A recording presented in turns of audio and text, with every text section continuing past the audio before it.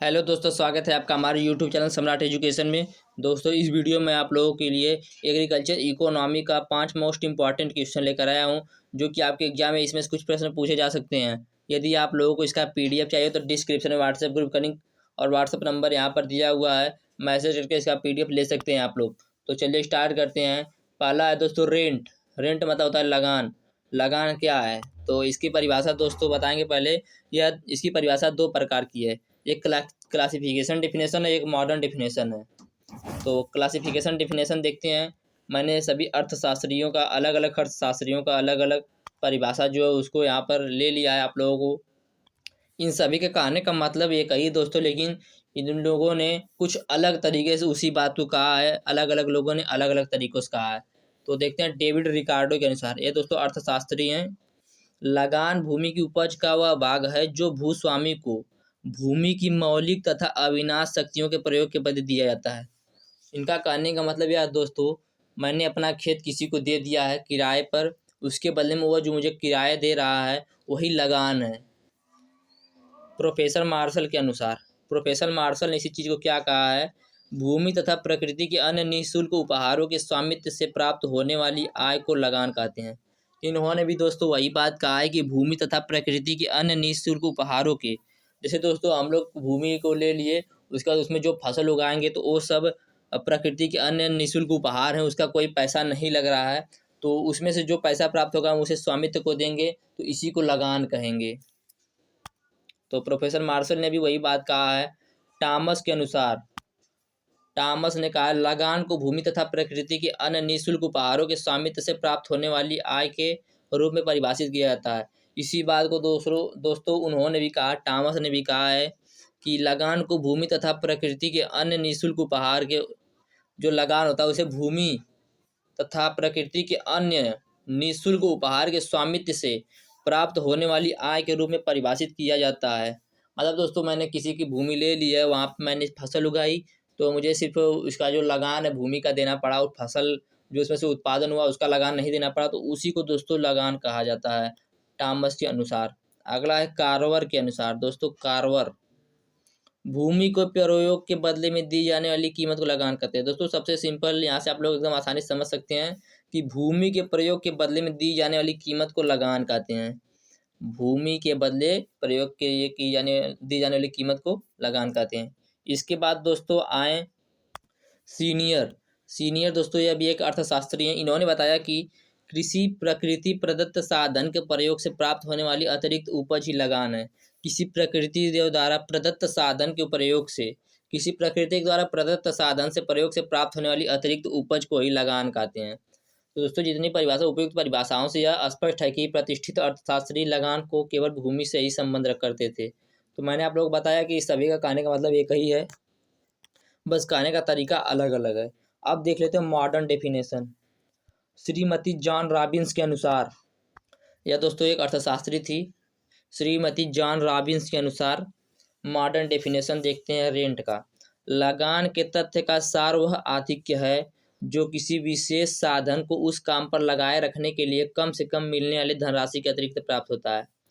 इन्होंने दोस्तों यह बताया कि लगान जो होता है वह एक तथ्य का सार है, वह आधिक्य है जो किसी विशेष साधन को, जैसे उसमें कोई साधन हम लोग प्रयोग करेंगे, उस काम पर लगाए रखने के लिए कम से कम मिलने वाली धनराशि के अतिरिक्त प्राप्त होता है।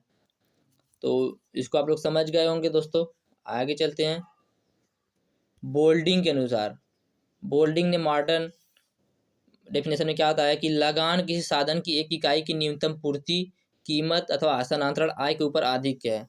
इन्होंने दोस्तों बताया कि लगान जो है किसी साधन की एक इकाई मतलब एक भाग की न्यूनतम पूर्ति अथवा हस्तांतरण आय के ऊपर आधिक्य होता है। तो बोल्टिंग ने बताया। और लगान देखते हैं दोस्तों कितने प्रकार के होते हैं। लगान 3 प्रकार के होते हैं। ग्रॉस रेंट मतलब कुल लगान, तो दूसरा होता है आर्थिक लगान, और तीसरा होता है ठेका लगान। तो पहले देख लेते हैं कुल लगान या ग्रॉस रेंट। कुल लगान वह लगान है जो भूमि की सेवाओं तथा उस पर लगाई गई पूंजी के लिए दिया जाता है। जो ग्रॉस रेंट होता है वह कुल लगान वह लगान है जो भूमि की सेवा तथा उस पर लगाई गई पूंजी के लिए दिया जाता है। किसी की भूमि ले लिए, उस पर हम लोग जो सेवा करेंगे, उस पर जो उगाएंगे, तो उसके लिए जो हम लगान देंगे उसे ग्रॉस रेंट या कुल लगान कहेंगे। दूसरा है आर्थिक लगान, इकोनॉमिकल रेंट। केवल भूमि के प्रयोग के लिए किया जाने वाला भुगतान आर्थिक लगान कहलाएगा। इसमें दोस्तों केवल भूमि के लिए प्रयोग किया जाने वाला जो लगान होगा उसे आर्थिक लगान कहेंगे। और दोस्तों ये जो पहला था उसमें दोस्तों भूमि लगान और सेवा, भूमि लगान भी था और सेवा भी था। तो ठेका लगान और आर्थिक लगान और ग्रॉस रेंट आप लोगों ने समझ लिया होगा। ये जो ग्रॉस रेंट होता है, इकोनॉमिकल रेंट होता है, अर्थशास्त्र में लगान शब्द का प्रयोग आर्थिक लगान के लिए ही किया जाता है। वहाँ पर भी दोस्तों हर जगह भूमि का प्रयोग किया जाता था और यहाँ पर भी हर जगह भूमि का प्रयोग किया जाएगा आर्थिक रेंट में। अगला है ठेका लगान, कॉन्ट्रैक्ट रेंट। ठेका लगान को संविदा लगान भी कहा जाता है। ठेका लगान को संविदा लगान भी कहा जाता है। जैसे दोस्तों हमने किसी को दे दिया कुछ दिन के लिए, जैसे मैंने आपको दे दिया 6 महीने के लिए, तो उसमें से जो हमें मिलेगा उसी को ठेका लगान कहेंगे। यह वह लगान है जो भूस्वामी द्वारा काश्तकार के मध्य हुए पारस्परिक समझौते के आधार पर निश्चित किया जाता है। मैंने दोस्तों आप लोगों को पहले ही बताया, जैसे मैंने आप लोगों को अपना खेती करने के लिए दे दिया 6 महीने के लिए, तो मैंने उस पर कुछ पहले से ही जो फिक्स करना होगा, मैं आपको 5,000 रुपये 6 महीने के लूँगा। तो दोस्तों यही जो 5,000 रुपये आप हमें देंगे तो यही ठेका लगान हो गया। इसके बाद दोस्तों पढ़ेंगे टैक्सेस। टैक्स दो प्रकार के होते हैं दोस्तों, डायरेक्ट टैक्स और इनडायरेक्ट टैक्स, प्रत्यक्ष कर और अप्रत्यक्ष कर। तो प्रत्यक्ष कर किसे कहते हैं देखते हैं। वह कर जो उसी व्यक्ति द्वारा अदा नहीं किया जाता जिस पर वह लगाया जाता है, वह कर जो उसी व्यक्ति द्वारा अदा किया जाता है जिस पर वह लगाया जाता है, अर्थात इसका स्थानांतरण नहीं किया जा सकता, जैसे आयकर, संपत्ति कर आदि। मतलब दोस्तों समझिएगा कि वह ऐसा कर जो उसी व्यक्ति पे लगाया जाता है जिसको उसी व्यक्ति के द्वारा अदा किया जाता है जिस पर वह लगाया जाता है। जैसे आयकर हो गया दोस्तों, जैसे जो सरकारी नौकरी वोकरी वाले होते हैं तो उनके जो पेमेंट होता है उनमें से आयकर के लिए कुछ पैसा कट जाता है जो दोस्तों डायरेक्ट टैक्स होता है, तो उसी को दोस्तों डायरेक्ट टैक्स कहेंगे। जैसे आयकर, संपत्ति कर, दोस्तों बहुत से मैंने 2 एग्जांपल लिया है आप लोगों के लिए। तो डायरेक्ट टैक्स किसे कहते हैं, वह कर जो उसी व्यक्ति द्वारा अदा किया जाता है जिस पर वह लगाया जाता है और इसका स्थानांतरण नहीं किया जा सकता, मतलब वो दूसरे व्यक्ति से उस टैक्स को नहीं स्थानांतरित करके भरवा सकता है। इसकी विशेषता देख लेते हैं।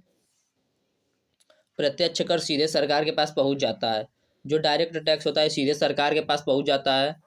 दूसरा, इस कर को वसूलने में कम खर्च आता है, जो डायरेक्ट टैक्स होता है इसको वसूलने में कम खर्च आता है, मतलब खर्चा कम लगता है इसको वसूलने में। अगला देखते हैं, प्रत्यक्ष कर की दर सफलतापूर्वक कम या ज़्यादा किया जा सकता है, जो डायरेक्ट टैक्स होता है इसकी दर सफलतापूर्वक कम या ज़्यादा किया जा सकता है। प्रत्यक्ष कर समता के सिद्धांत पर आधारित होता है, जो प्रत्यक्ष कर होता है दोस्तों समता के सिद्धांत पर भी आधारित होता है। प्रत्यक्ष कर की भी निश्चितता बनी रहती है, प्रत्यक्ष कर जो है इसकी निश्चितता बनी रहती है। अगला देखते हैं, इनडायरेक्ट टैक्स। अप्रत्यक्ष कर किसे कहते हैं, वह कर जो उसी व्यक्ति द्वारा अदा नहीं किया जाता है जिस पर कि वह लगाया जाता है, बल्कि इसका वास्तविक भार दूसरे पर डाल देता है, तो उसे अप्रत्यक्ष कर कहते हैं।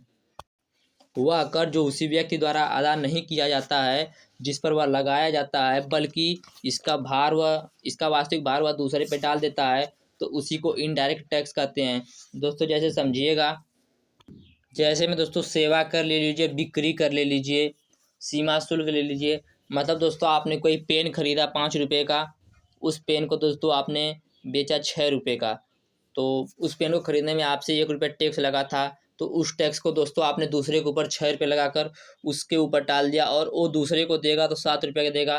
तो दोस्तों ये जो टैक्स होता है उसे दूसरे के ऊपर आप स्थानांतरित कर दे रहे हैं, मतलब दूसरे के ऊपर डाल दे रहे हैं, तो इसी को कहते हैं इनडायरेक्ट टैक्स। इसमें कोई एक व्यक्ति उस टैक्स को नहीं भरेगा, तो वह कर जो उसी व्यक्ति द्वारा अदा नहीं किया जाता है जिस पर वह लगाया जाता है, बल्कि वह इसका वास्तविक भार दूसरे पर डाल देता है, इसी को इनडायरेक्ट टैक्स कहते हैं। इसकी विशेषता देख लेते हैं। अप्रत्यक्ष कर समता के सिद्धांत पर आधारित है, यह भी दोस्तों समता के सिद्धांत पर आधारित है। अप्रत्यक्ष कर सामाजिक कल्याण में सहायक होता है, अप्रत्यक्ष कर सामाजिक कल्याण में सहायक होता है। अप्रत्यक्ष करों से पूंजी निर्माण में सहायता प्राप्त होती है, जो अप्रत्यक्ष कर होता है इसे पूंजी निर्माण में सहायता प्राप्त होती है। अगला है अप्रत्यक्ष कर उत्पादक होते हैं, अप्रत्यक्ष कर दोस्तों उत्पादक होते हैं। अगला है कृषि पर करारोपण, कृषि पर करारोपण। भारत में कृषि आय अर्थात कृषि से की गई कमाई पर कर नहीं लगता है, दोस्तों ध्यान दीजिएगा, एग्जाम में पूछ सकता है कृषि पर करारोपण। तो भारत में कृषि आय अर्थात कृषि से की गई कमाई पर कर नहीं लगता है। आयकर अधिनियम 1961 की धारा 10(1) के अनुसार, धारा 10(1) के अनुसार आयकर अधिनियम 1961 की धारा 1 के अंतर्गत कृषि आय पर दी जाने छूट का प्रावधान है। मतलब दोस्तों कि कृषि अर्थात कृषि से की गई कमाई पर कर नहीं लगता है। जैसे दोस्तों आपने गेहूं का उत्पादन किया अपने खेत से, तो उस पर कर नहीं लगेगा। अब उसको आपने ब्रेड बनवा कर उसे बेचेंगे तो उस पर कर लगेगा। ऐसा नहीं कि उस पर भी कर नहीं लगेगा, आपका गेहूं पे कर नहीं लगेगा। तो चलिए आगे देखते हैं इसके बारे में। और इस पे क्यों कर नहीं लगता है, यह बात है कि दोस्तों कृषि पर कर क्यों नहीं लगता है। तो कृषि को बढ़ावा देने के लिए इस सरकार के द्वारा कृषि आय को कर के दायरे से बाहर रखा गया है। इससे दोस्तों कृषि को बढ़ावा मिलेगा, इसीलिए सरकार ने कृषि आय को कर के दायरे से बाहर रखा है। अब देख लेते हैं कृषि आय में शामिल प्रमुख मदें। आयकर अधिनियम 1961 की धारा 2(1)(a) के अनुसार, धारा 2(1)(a) के अनुसार कृषि आय में शामिल की जाने वाली विभिन्न पदार्थों का उल्लेख किया गया है। ये मदें निम्नलिखित हैं। चलिए देख लेते हैं दोस्तों मदें। खेती से होने वाली उपज, बेचने से होने वाली आय। खेती से होने वाली उपज को बेचने से होने वाली आय। दूसरा है खेती को किराए पर देने से प्राप्त होने वाली आय। तीसरा है खेती से होने वाली उपज को बेचने लायक बनाने से पहले भी जो भी मड़ाई, छटाई, कुटाई व सफाई जैसे कार्य होते हैं उनसे होने वाली आय। अगला है दोस्तों, समझिएगा ये सब दोस्तों, मैं समझाने में लंबा वीडियो हो जाएगा। खेत की जमीन पर बने कृषि फार्म हाउस से होने वाली आय। इन सभी से जो आय हो रहा है दोस्तों, कृषि मजदूरों के लिए बनाए गए आवासों से प्राप्त होने वाले किराए से आय। कृषि भूमि पर लगाए गए पेड़ पौधे, फूल और लता आदि के विक्रय से प्राप्त होने वाली आय। और दोस्तों नर्सरी कार्य व बीज बेचने से होने वाली आय। तो ये सब कृषि की मदें थी दोस्तों। अब देखते हैं मुद्रास्फीति। मुद्रास्फीति को दोस्तों महंगाई कहते हैं। मुद्रास्फीति को महंगाई कह सकते हैं। तो वस्तुओं और सेवाओं के मूल्य में होने वाली अस्थायी व अस्थायी वृद्धि जिसमें मुद्रा की क्रय शक्ति कम होती है, मुद्रास्फीति कहलाती है। वस्तुओं और सेवाओं की मूल्य में होने वाली अस्थायी व अस्थायी वृद्धि जिसमें मुद्रा की क्रय शक्ति कम होती है, मुद्रास्फीति कहलाती है। इसमें भी दोस्तों अलग अलग वैज्ञानिकों ने अलग अलग परिभाषा दिया है। जैसे कैमरर ने दिया है, मुद्रास्फीति की अवस्था उस समय विद्यमान होती है जब एक ओर तो मुद्रा की मात्रा बहुत अधिक हो जाती है और दूसरी ओर वस्तुओं की सेवाओं की मात्रा बहुत कम हो जाती है। कराउथर ने इसको बोला है कि मुद्रास्फीति वह अवस्था है जिसमें मुद्रा का मूल्य गिरता है अथवा वस्तुओं की कीमतें बढ़ती हैं। दोस्तों सब लोग एक ही बात को अलग अलग तरीके से बोले हैं। और तीसरे को हार्ट्रे ने बोला है कि वह अवस्था जिसमें मुद्रा का अत्यधिक निर्गमन हो, मुद्रास्फीति कहलाती है। फिर उसके बाद मिल्टर फ्रीडमैन के अनुसार कीमतों की सुस्थिर एवं अविरत होने वाली वृद्धि मुद्रास्फीति है। उपयुक्त परिभाषाओं से यह स्पष्ट होता है कि मुद्रास्फीति कीमत स्तर के निरंतर बढ़ने की प्रक्रिया है। मतलब दोस्तों महंगाई से है। सभी का कहने का मतलब दोस्तों ये कहिए, सिर्फ कहने का तरीका अलग है। तो अब देख लेते हैं मुद्रास्फीति की परिभाषा। यहाँ पर मैंने जो लिखा एकदम आसान भाषा, वस्तुओं और सेवाओं के मूल्य में होने वाली अस्थायी व अस्थायी वृद्धि जिसमें मुद्रा की क्रय शक्ति कम होती है, मुद्रास्फीति कहलाती है। मुद्रास्फीति उत्पन्न होने के कारण, किस कारण से मुद्रास्फीति होता है, मतलब महंगाई क्यों आती है। कीमतों के स्तर में वृद्धि होती है तो सरकार को सार्वजनिक योजनाओं पर अपने व्यय को बढ़ाना पड़ता है। जब कीमत बढ़ता है तो सरकार को अपने सार्वजनिक योजना पर खर्च को बढ़ाना पड़ता है, व्यय को बढ़ाना पड़ता है। इसलिए इसकी व्यय की पूर्ति के लिए दोस्तों ध्यान दीजिएगा, इसकी व्यय की पूर्ति के लिए सरकार जनता से ऋण लेती है। सरकार जनता से ऋण लेती है। दोस्तों ऋण गलत हो गया है, सरकार जनता से ऋण लेती है। तो इसी कारण दोस्तों मुद्रास्फीति उत्पन्न होता है। अब इसे कम करने के उपाय देखेंगे। उत्पादन को बढ़ावा देकर, उत्पादन को यदि हम लोग बढ़ावा दे देंगे तो दोस्तों एक कम हो जाएगा। जमाखोरी व काले बाजारी के खिलाफ कड़ी कानून बनाकर, मौद्रिक उपायों का प्रयोग करके। उसके बाद दोस्तों अगला है आयात में कमी करके। आयात में कमी करके भी मुद्रास्फीति को कम कर सकते हैं। बजट घाटे में कमी करके कर सकते हैं। और दोस्तों आगे भी है, ब्याज दरों में वृद्धि करके, आयकर वैट जैसे कर का वृद्धि करके। तो दोस्तों इसको कम करने का उपाय है, उत्पादन को बढ़ावा देकर मुद्रास्फीति को कम किया जा सकता है, जमाखोरी व कालेबाजारी के खिलाफ कड़ा कानून बनाकर कम किया जा सकता है, मौद्रिक उपाय के द्वारा कम किया जा सकता है, ब्याज दरों से प्रभावित करके कम किया जा सकता है, आयात में कमी करके कम किया जा सकता है, बजट घाटे में कमी करके कम किया जा सकता है, आयकर व वैट जैसे कर को कर में वृद्धि करके कम किया जा सकता है। तो दोस्तों उम्मीद करते हैं आप लोगों को सब जितना टॉपिक मैंने बताया आसानी से समझ में आया होगा। यदि वीडियो अच्छा लगा तो वीडियो को लाइक कीजिए, चैनल को सब्सक्राइब कीजिए, और इसका पीडीएफ चाहिए तो डिस्क्रिप्शन में WhatsApp group link WhatsApp number दिया गया, वहाँ से मैसेज से पीडीएफ ले सकते हैं। जय हिंद।